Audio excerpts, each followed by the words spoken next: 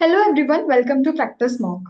जैसा कि हम सब जानते हैं, आईबीपीएस पीओ, आईबीपीएस क्लर्क दोनों ही बहुत ज़्यादा प्रेस्टिजियस एग्जाम्स हैं। बैंकिंग एग्जाम्स हैं जिन्हें बहुत सारे बच्चे क्लियर करना चाहते हैं। ठीक है, एंड अभी हाल ही में रिजल्ट आउट हुआ है दोनों का ही। सो कॉन्ग्रेचुलेशंस टू ऑल जिनका भी एग्जाम क्लियर हुआ है। One such aspirant is Himanshi. Himanshi, congratulations. Thank you so much. ठीक है, तो हिमांशी का आईबीपीएस पीओ, आईबीपीएस क्लर्क दोनों में ही सिलेक्शन हो गया है, जो कि बहुत ही ज्यादा हम लोगों के लिए गर्व की बात है। एंड हिमांशी हम सबके लिए बहुत बड़ी इंस्पिरेशन है। सो हिमांशी, पहले तो आप ये बताओ, आपको कैसा लग रहा है? आई फील वेरी हैप्पी कि मतलब मैंने नवंबर 2023 में प्रिपरेशन स्टार्ट की थी। And it was not expected कि मतलब इतना जल्दी I will cover up and कि मतलब मेरा क्लियर हो जाएगा। नो डाउट हार्ड वर्क मैंने किया है बहुत ज्यादा, बट मतलब एक होता है ना कि आपको ड्रीम कम ट्रू वाली चीज हो जाती है, तो I feel so happy that I clear both the exams. Definitely ये बहुत बड़ा माइलस्टोन है, मैं यही कहना चाहूंगी। So Himanshi, where are you from? I am from Sonipat, Haryana. Okay, and can you tell me something about your educational background? Yes, I did my graduation from Shriram College of Commerce, BCom honors, okay. and schooling from Sonipat itself. Okay, तो कैसे आपने सोचा, मतलब अब कि आपको banking sector में जाना है और जॉब पानी है? क्या मतलब, क्या मोटिवेशन था आपका, क्या था? Like after 10th मैंने कॉमर्स लिया था, सो वहीं से थोड़ा मतलब फाइनेंस के रिगार्डिंग मेरा इंटरेस्ट डेवलप हुआ। Like accounts we studied in 11th and 12th। So hmm. In the even in graduation वहां पर बहुत सारी चीजें आई, तो मेरा इंटरेस्ट वहीं पे डेवलप हुआ that I should go for the banking sector. तो वहीं से मेरे को थोड़ा लगा कि that I should prepare for the banking sector. Okay, so जैसे आप 2023 से प्रिपरेशन कर रहे हो, सो आई अज्यूम कि आपका फर्स्ट अटेम्प्ट तो नहीं होगा। नहीं, फर्स्ट अटेम्प्ट नहीं था। आईबीपीएस पीओ एंड क्लर्क का फर्स्ट अटेम्प्ट था। Last year I given for the SBI clerk, अच्छा, बट तो अनफॉर्चुनेटली नहीं हो पाया था मींस क्लियर उसका। सो आपने मतलब एक काइंड ऑफ ऐसे एक्सपीरियंस किया है, फेलियर भी एक्सपीरियंस किया है, एंड इवेंचुअली आज आप सक्सेसफुल हुए हो, तो उस पूरी जर्नी में आपने कुछ ऐसा सीखा होगा या कुछ चेंजेस लाए होंगे जिसकी वजह से आज आपका एग्जाम्स क्लियर हुए हैं, उस टाइम पर नहीं हुए थे। तो क्या लगता है आपको कि क्या एक बहुत बड़ा चेंज था जो आपको लाने की जरूरत पड़ी? मतलब जब मैंने प्रिपरेशन स्टार्ट की तो मुझे लगा कि मैंने सिलेबस चेक किया तो टॉपिक्स मुझे फेमिलियर लगे। सो मुझे लगा दैट मैं खुद से सेल्फ स्टडी करके I go for that. But one thing I notice is there are certain things जो आपको गाइडेंस की जहां पर आपको जरूरत पड़ती है। तो दैट वाज मिसिंग और मैंने वो उस टाइम पर नहीं ली थी। मोस्ट प्रोबेबली मैंने सिर्फ और सिर्फ सेल्फ स्टडी किया एंड देन फिर मैंने मॉक टेस्ट दिए। ऑब्वियसली प्रैक्टिस मॉक से ही मैंने लास्ट ईयर भी दिए थे और इस ईयर भी दिए थे। मतलब हुआ क्या था कि एक स्मॉल मार्जिन से I am not able to clear that. So फिर मैंने उसको एनालाइज किया कि कहाँ कहाँ मेरे मार्क्स कम हुए, क्या उसका रीजन था। मतलब मुझे खुद में पता चला कि that I didn't attempt these questions, तो maybe the reason is this कि यहाँ पर नहीं हुआ। सो आफ्टर दैट मैंने एक नई स्ट्रेटेजी बनाई एंड मैंने अगेन फिर यूट्यूब से क्लासेस स्टार्ट की एंड रेगुलरली मॉक टेस्ट दिए। सो दैट कि मैंने सेक्शनल भी दिए एंड मैंने टॉपिक वाइज भी मॉक टेस्ट दिए, सो दैट ऐसा ना हो कि कोई मेरा पोर्शन कहीं पर रह जाए प्रिपेयर करते टाइम। ओके, सो हिमांशी, आपने जब प्रिपरेशन किया, सो आपने सिर्फ और सिर्फ अपनी पढ़ाई पे ध्यान दिया या you were simultaneously working somewhere? No, before started preparing for my exam, I worked as a credit manager in the bank. So after that, I started preparing for the for the banking exam of the government banks. So फिर हुआ क्या कि मुझे साथ bye साथ ऐसा नहीं था कि only I have to prepare for my banking exam, मुझे था कि मैं अपनी एजुकेशन को भी और आगे बढ़ाऊं। तो I was doing my post graduation. So अभी भी वो चल रही है मेरी post graduation. So it's last year मेरा पोस्ट ग्रेजुएशन का, तो मैंने साइमल्टेनियसली वो भी किया है एंड फिर साथ के साथ मैंने प्रिपरेशन भी किया ओके, तो उस ड्यूरेशन में आपने जॉब छोड़ दिया, ऐसा? है। ओके, तो जैसे आपने घर से रह के प्रिपेयर किया, तो मेरे को लगता है कि बच्चों के लिए बहुत चैलेंजिंग हो जाता है, एक बहुत मोनोटोनस एनवायरनमेंट होता है घर में। अपने आप को मोटिवेटेड रखना बहुत ज्यादा मुश्किल हो जाता है, कंसिस्टेंसी मेंटेन करना बहुत ज्यादा डिफिकल्ट हो जाता है। तो आपने क्या ऐसे डेली रूटीन में अपने हैबिट्स डाले थे जिसकी वजह से आपको लगता है कि हाँ, आपकी कंसिस्टेंसी बनी रही? सो बेसिकली मतलब एक चीज होती है कि आपको अपने माइंड के हिसाब से करना होता है, like if you are comfortable in working कि आपको रात को पढ़ना है, तो you should go for that कि आप रात को पढ़ो। अगर आपको you are a morning person तो आप सुबह पढ़ो।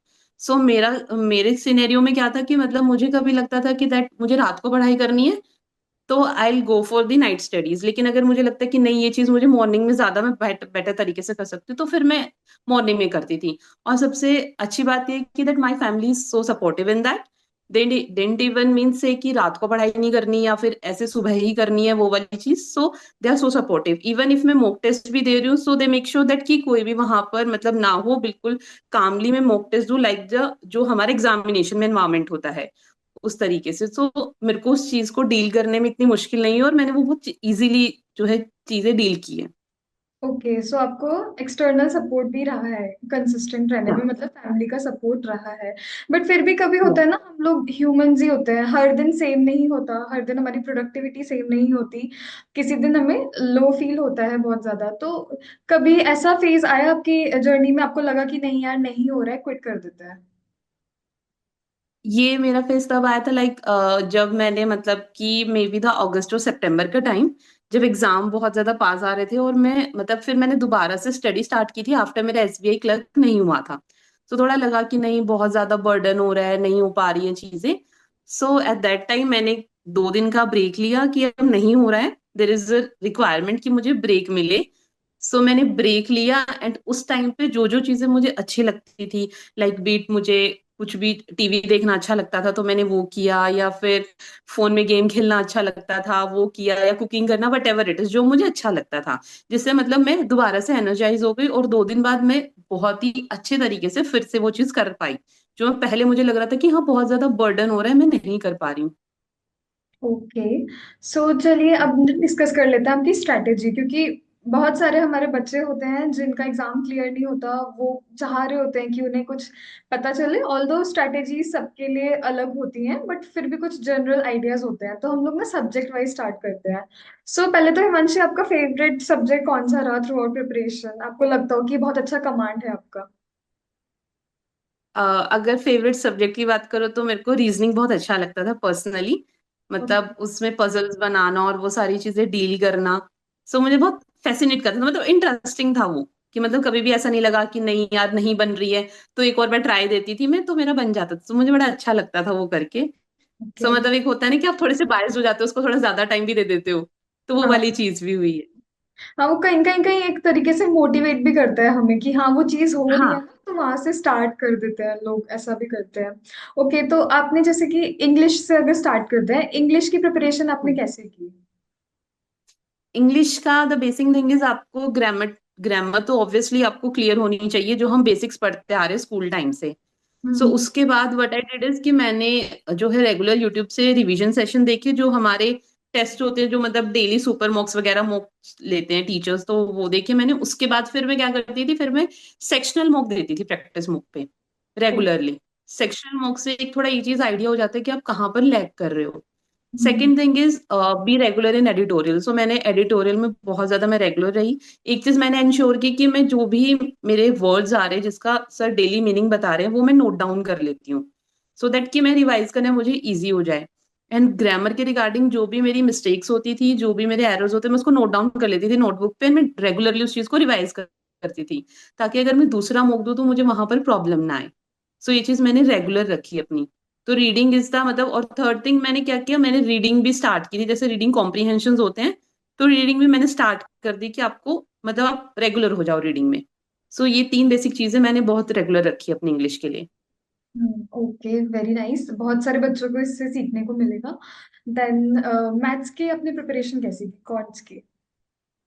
क्वांट्स का इज द थिंग कि क्वांट्स में आपको सेक्शन तो टॉपिक वाइज भी यू हैव टू गो, कि आपको कौन कौन से टॉपिक में क्या क्या प्रॉब्लम आई। सो मैंने पहले सभी टॉपिक नोट डाउन की। मैंने देखा कि मेरे को कौन कौन से टॉपिक में कहाँ पर कितने परसेंटेज की कितने क्या प्रॉब्लम्स आती है, तो मैंने उसको अकॉर्डिंगली मैंने उस पर टाइम डिस्ट्रीब्यूट किया। कि suppose if I am facing problem in the questions like simplification वाला portion, I am not able to multiply the things as quick as the others can do. So मुझे थोड़ा लगा कि दिस कि मेरे को यहाँ पे थोड़ा ज्यादा टाइम देना चाहिए, तो मैंने फिर वहां पर ज्यादा टाइम दिया। उसके बाद अगर हम बात करते हैं बोट एंड स्ट्रीम का क्वेश्चन, पहले मुझे बहुत प्रॉब्लम आती थी तो मैंने वहां पर ज्यादा टाइम दिया, मैं उसके रेगुलर वीडियोस भी देखे। उसके बाद फिर मैंने एक ना प्रैक्टिस मोड पे एक आता है कि टॉपिक वाइज भी आप टेस्ट दे सकते हो वहां पर, लाइक सिंप्लीफिकेशन का, अप्रोक्सीमेशन वाले वो अलग है, तो मैंने वो भी देना स्टार्ट किया था। सिंप्लीफिकेशन का तो ऑलमोस्ट मैंने सभी चीजें वो वहां पर कर ली थी जितने भी टेस्ट थे, ताकि एक्यूरेसी बन जाए। फिर सीरीज वाले क्वेश्चंस में सो मैंने वो चीज स्टार्ट की, एंड उसके बाद फिर सेक्शनल मॉक तो ऑब्वियसली दिया था। फुल मॉक मैंने स्टार्ट किया था लाइक एग्जाम से, जैसे 21 फुल मॉक्स होते हैं, सो मैंने एग्जाम से पहले इंश्योर किया कि हर दूसरे दिन मुझे फुल मॉक देना है, उससे पहले मैं सेक्शनल मॉक देती थी। ओके। सो अच्छा, हम्म। आपका फेवरेट सब्जेक्ट रीजनिंग, रीजनिंग बता दीजिए आपने कैसे स्टार्ट किया। तो रीजनिंग में बेसिकली क्या है, हमारे पास बहुत सारे छोटे छोटे टॉपिक्स हैं, लाइक इनइक्वालिटीज, सिलोगिज्म वगैरह, ये सब छोटे छोटे टॉपिक्स हैं। तो ये तो ऑब्वियसली इसमें तो हमारी स्पीड होनी चाहिए, तब भी हम पजल्स में ज्यादा टाइम दे पाएंगे जो हमारा एग्जाम का टाइम है उस अकॉर्डिंग। सो मैंने सबसे पहले इनमें स्पीड बनाई कि अगर ये मेरा ऑन टाइम हो जाते हैं तो मेरे पास पजल्स के लिए टाइम प्रॉपर होगा, ताकि मेरी पजल्स भी अच्छे से बन जाए। तो मैंने पहले इनमें अपनी एक्यूरेसी बनाई टॉपिक्स में। देन मैंने फिर पजल्स की यूट्यूब से वही रेगुलर क्वेश्चंस करते रहे, क्लासेस लेते रहे। देन उसके बाद मतलब मैंने फिर वही चीजें प्रैक्टिस स्टार्ट की, फिर मॉक टेस्ट दिए, एंड देन रेगुलर होता गई। If you are something in, मतलब कुछ भी चीजों में आप रेगुलर होते हो तो फिर वो चीज आपको इजी हो ही जाती है करने में बाय द टाइम। तो अच्छा, लास्ट आ जाते हैं जीए। बहुत ट्रिकी हो जाता है जीए, बहुत वास्ट है। और बहुत सारे बच्चों का जीए ही उन्हें कहीं ना कहीं परेशान कर लेता है, क्योंकि मेंस में आता है। एक एक तो प्रॉब्लम होती है कि बच्चे प्री से ही स्टार्ट नहीं करते ना, उसकी प्रिपरेशन बहुत लास्ट मिनट के लिए छोड़ते हैं, तो इतने कम ड्यूरेशन में ये कवर करना बहुत मुश्किल हो जाता है। तो आपने क्या किया कि आपको जीए क्लियर करने में हेल्प मिली? ये एक्चुअली मैंने अपनी खुद की मिस्टेक से सीखा, ये चीज मैंने भी की थी। मतलब बहुत बच्चे ये चीज करते हैं कि जो जीए है वो तभी प्रिपेयर करना स्टार्ट करते हैं, इधर या तो रिजल्ट आ जाता है या प्रीलिम्स दे देते हैं उसके बाद वो सोचते हैं कि अब हम जीए प्रिपेयर करें। सो जब मैंने मतलब 2023 में जो मेरा एसबीआई क्लर्क वाला एग्जाम था उसमें मैंने सेम मिस्टेक की, एंड मेरे को उसमें सफर करना पड़ा था जीए में। लेकिन इस टाइम मेरे को पता था कि मैंने वो चीज ऑलरेडी सफर की है, तो मैंने रेगुलरली जो है जीए की क्लासेस ली है। मतलब ऐसी जो रिवीजन क्लासेस भी आती है वो भी ली है, एंड डेली जो हमारी जनरल अवेयरनेस की क्लास होती है वो भी ली है। एंड उसके बाद फिर आपका टाइम आ जाता है कि आपको खुद पता होना चाहिए कि आपको कितना आता है और कितना नहीं आता, तो उसके लिए ऑब्वियसली आपके मॉक टेस्ट ही हेल्प करते हैं। तो उसमें भी रेगुलर रहना पड़ता है कि आपको मतलब याद कितनी चीजें हो रही हैं और कहाँ पे आप लैग कर रहे हो। सो मैंने वो चीज फिर कंटिन्यू रखी, तो उसके बाद जीए में भी मेरी प्रॉब्लम थोड़ी कम हो गई मतलब। ओके। तो हिमांशी, आपने प्रिपरेशन स्टार्ट करने के ऑलमोस्ट कितने टाइम बाद मॉक टेस्ट देना स्टार्ट किया था? मतलब लाइक आपने स्टार्टिंग से ही किया?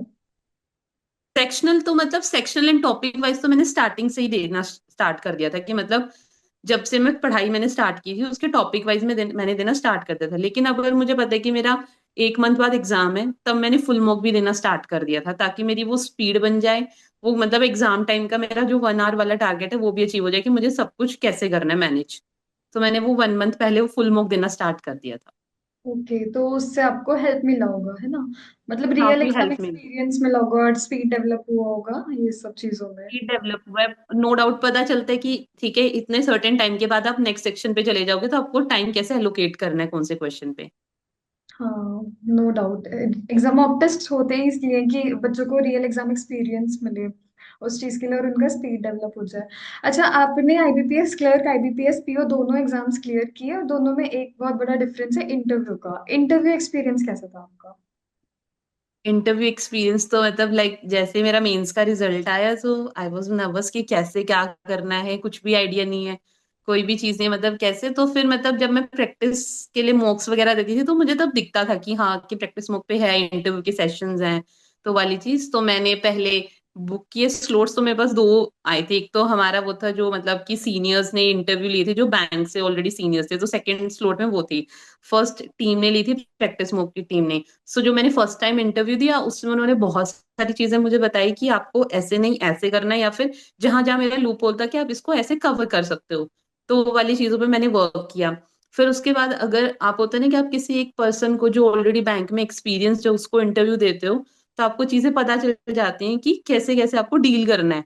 तो उन्होंने मुझे बहुत सारी चीजें ऐसी बताई कि जो शायद अगर मुझे नहीं पता होती तो मैं वहां पर मतलब एक पॉइंट ऑफ व्यू से लैग कर जाती किसी एक पॉइंट से, क्योंकि मुझे बहुत चीजें उन्होंने ऐसी बताई जो मेरे वहां पर इंटरव्यू में बहुत हेल्प किया जिसने मतलब। तो इसलिए मेरे को वो मैंने सेशंस दिए। उसके बाद नो डाउट आपको बैंक के बारे में तो पता होना ही चाहिए, तो बैंकिंग अवेयरनेस आपको ऑब्वियसली होनी चाहिए।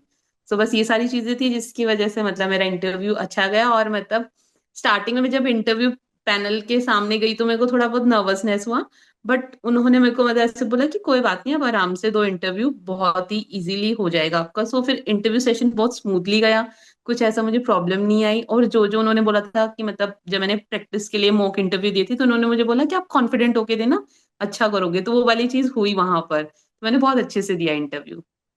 चलो वे मतलब बहुत ज्यादा अच्छा लगा आपका ये सुन करके, और आपकी स्ट्रैटेजी है, मतलब मुझे लगता है हमारे बच्चों के बहुत ज्यादा काम आ जाएगी जो बाकी एस्पिरेंट्स हैं। सो अब ये सेशन एंड करने से पहले लास्ट चीज, आप एक कोई जनरल एडवाइस देना चाहोगे सारे एस्पिरेंट्स को जो भी प्रिपेयर कर रहे हैं? मैं सबको यही बोलूंगी कि प्लीज अपनी मतलब अपने अकॉर्डिंग स्ट्रेटेजी बनाए, मतलब कि हर बंदे की अपनी कैपेबिलिटी होती है करने की। सो अपने अकॉर्डिंग टाइम टेबल बनाए। मैंने टाइम टेबल अपना बनाया था लाइक कि मुझे सुबह कौन सा सब्जेक्ट पढ़ना है या दोपहर में कैसे क्या करना है, तो अपने अकॉर्डिंग वो टाइम टेबल जरूर बनाए।